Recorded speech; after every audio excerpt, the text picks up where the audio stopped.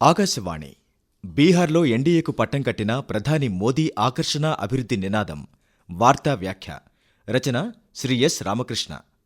రాజకీయ విశ్లేషకుల అంచనాలకు అతీతంగా బీహార్లో బీజేపీ నాయకత్వంలోని ఎన్డీఏ కూటమి తిరిగి అధికారంలోకి వస్తోంది. 3 సార్లు అధికారంలో ఉన్న ముఖ్యమంత్రి నితీష్ కుమార్ గెలుపు సహజంగానే యాంటీ ఇన్కంబెన్సీ కారణంగా ఈసారి ప్రమాదంలో పడుతుందని భావించినప్పటికీ నిన్న ఈరోజు జరిగిన ఓట్ల లెక్కింపు, ఆ తర్వాత జరిగిన పరిణామాల్లో తిరిగి అధికారం చేపట్టేందుకు మెజారిటీ కూటమి నాయకుడిగా ఆయన సిద్ధం కావటం గమనార్హం. 243 స్థానాలున్న బీహార్ శాసనసభలో ఎన్డీఏ కూటమి 125 స్థానాలతో సంపూర్ణ ఆధిక్యత సాధించి ప్రతిపక్ష మహాగఠబంధన్ను 110 స్థానాలకు పరిమితం చేసింది. ఇందులో బీజేపీకి 74 స్థానాలు, మిత్రపక్షం జేడీయూకు 43 స్థానాలు లభించాయి. ఇతర మిత్రపక్షాలు హిందుస్థానీ అవామ్ మోర్చా, వికాసశీల్ ఇన్సాన్ పార్టీలు చెరి 4 స్థానాలు గెలుచుకున్నాయి.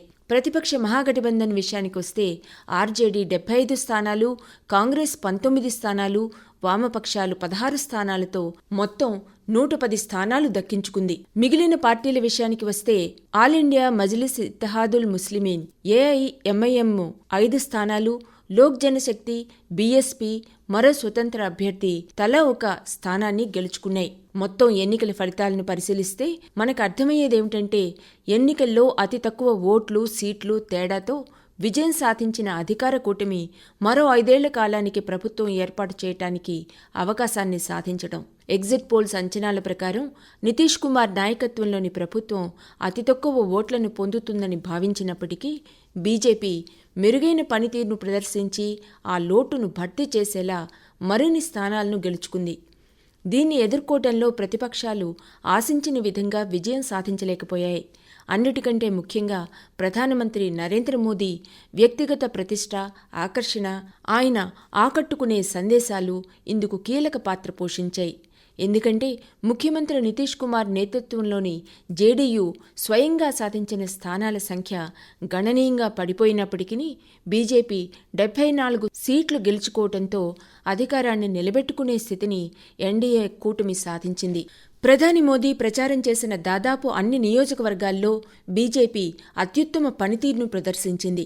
నితీష్ కుమార్ కరోనా లాక్డౌన్ సమయంలో ఎదుర్కొన్న విమర్శలు, ముఖ్యంగా ఇతర రాష్ట్రాల నుంచి బీహార్కు తిరిగి వచ్చిన వలస కార్మికులకు సరైన ఉపాధి కల్పించడంలో ఎదుర్కొన్న సమస్యలు జేడీయూకు నష్టం కలిగించాయనే చెప్పొచ్చు. అయినప్పటికీ అదే సమయంలో కేంద్ర ప్రభుత్వం చేపట్టిన పలు చర్యలు వలస కార్మిక కుటుంబాలకు కొంత ఊరట కలిగించాయనే చెప్పాలి. ఉచిత ఆహార ధాన్యాల పంపిణీ, మహిళలకు నగదు సహాయం, ఉచిత వంట గ్యాస్ సరఫరా తదితర అంశాలు మహిళల్లో బీజేపీకి సానుకూలతను సాధించాయి. అదేవిధంగా ముఖ్యమంత్రి నితీష్ కుమార్ అనుసరించిన మద్య నిషేధం మహిళా ఓటర్లలో పెద్ద ఎత్తున మద్దతును కూడగట్టేందుకు తోడ్పడింది. ఈ ఎన్నికల్లో పురుష ఓటర్ల కంటే మహిళా ఓటర్లు 5-6% వరకు ఎక్కువగా పోలింగ్లో పాల్గొనడం గమనార్హం. మహిళల నుంచి వచ్చిన ఈ మద్దతు కొన్ని ప్రాంతాలలో ప్రతిపక్షాలకు యువత నుంచి వచ్చిన మద్దతును అధిగమించింది. వారి గెలుపును పలుచోట్ల నిలువరించగలిగింది.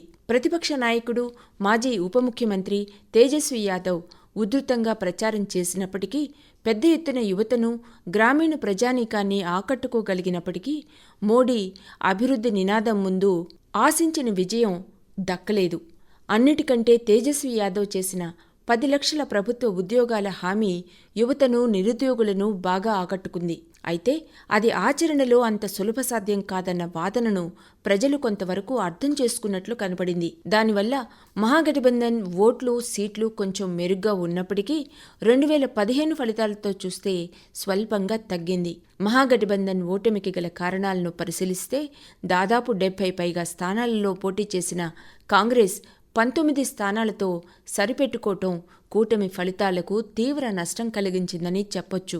అదేవిధంగా అనేక ప్రాంతాల్లో మైనారిటీలు, ఇతర బలహీన వర్గాల స్థానాలలో తీవ్ర మూల్యం చెల్లించుకోవాల్సి వచ్చింది. అదేవిధంగా ఎన్డీఏ కూటమి నుంచి బయటకు వెళ్లి పోటీ చేసిన మాజీ కేంద్ర మంత్రి రామ్విలాస్ పాస్వాన్ తనయుడు, లోక్ జనశక్తి పార్టీ నాయకుడు చిరాగ్ పాస్వాన్ మూలంగా ఎన్డీఏ కూటమి కూడా కొంత నష్టపోయిందనే చెప్పొచ్చు. ఒక్క స్థానమే గెలుచుకున్నప్పటికీ దాదాపు 30 స్థానాల్లో ఎల్జేపీ ప్రభావం కనిపించింది. వేడిగా వాడిగా సాగిన బీహార్ విధానసభ ఎన్నికల ప్రచారంలో ఈసారి ముఖ్యమైన అంశం ఏంటంటే అన్ని రాజకీయ పార్టీల అజెండాలలో ప్రజా సమస్యలకు ప్రాధాన్యత లభించడం. ఇటీవల జరిగిన కొన్ని రాష్ట్రాల ఎన్నికలతో పోలిస్తే ప్రచారం చాలా హుందాగా జరిగిందనే చెప్పొచ్చు.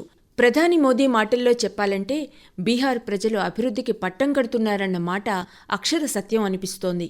ప్రతిపక్షం కూడా సంతృప్తికరమైన ప్రదర్శన చేసినప్పటికీ అధికారానికి కాస్తంత దూరంలోనే ఆగిపోవలసి వచ్చింది. యువనేతలకు మరింత భవిష్యత్తు ఉందన్న విషయం మనం గుర్తుపెట్టుకోవాలి.